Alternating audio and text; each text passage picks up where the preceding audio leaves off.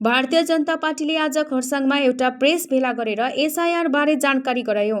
पार्टीको जिल्ला अध्यक्ष सञ्जीव लामाले यसबारे जानकारी गराउँदै एसआईआर मार्फत भोट लिस्टबाट नाम डिलिट भएको अथवा विचाराधीन अवस्थामा रहेको केवल यहाँ मात्र होइन तर अन्य सबै क्षेत्रतिर पनि रहेको जनाए। भाजपाले गोर्खाहरूको भोट लिस्टबाट नाम काट्यो भनेर झुटो प्रचार गरिरहेको बताउँदै यसको विरोध जनाए।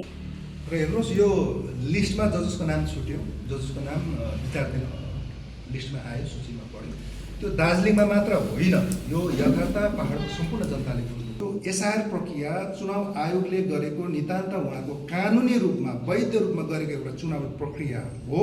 यसमा भारतीय जनता पार्टीको यो एजेन्डा होइन, भारतीय जनता पार्टीको यो पार्टीगत कुनै मुद्दा होइन। एसआईआर हिजोको दिनमा पनि भएको थियो, आजको दिनमा पनि भयो र भोलिको दिनमा भविष्यमा पनि हुन्छ। गोर्खाहरूको भोट काट्ने षड्यन्त्र गर्यो भने यो षड्यन्त्र गर्दैछ।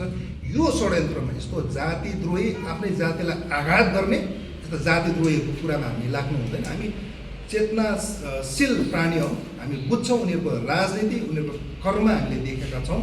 म जनतालाई त्यही पनि अपिल गर्छु, अन्तमा जति पनि तपाईँहरूलाई सहयोग चाहिन्छ, जिल्ला समितिदेखि लिएर हामी हाम्रो प्रत्येक सब डिभिजनमा, खरसाङमा पनि हाम्रो पार्टी कार्यालयमा पनि तपाईँहरूको सेवाको निम्ति एसआईआर हेल्प डेस्क हामीले भोलिदेखि हामी सञ्चालन गर्नेछौँ। दार्जिलिङमा पनि गर्नेछौँ, कालेबुङमा पनि गर्नेछौँ। त्यस्तै प्रकारले तपाईँलाई एकदमै असुविधा नहोस्, तपाईँहरू त्यहाँ अफिसमा लाइन लागेर कराउनु पर्ने, दुःख गर्नुपर्ने त्यो दिन नहोस् भनेर हामीले प्रत्येक ठाउँमा हाम्रो मण्डल र बुथ स्तरमा पनि यो काम हामीले गरेका छौँ र जनतालाई यो अपिल गर्न चाहन्छु।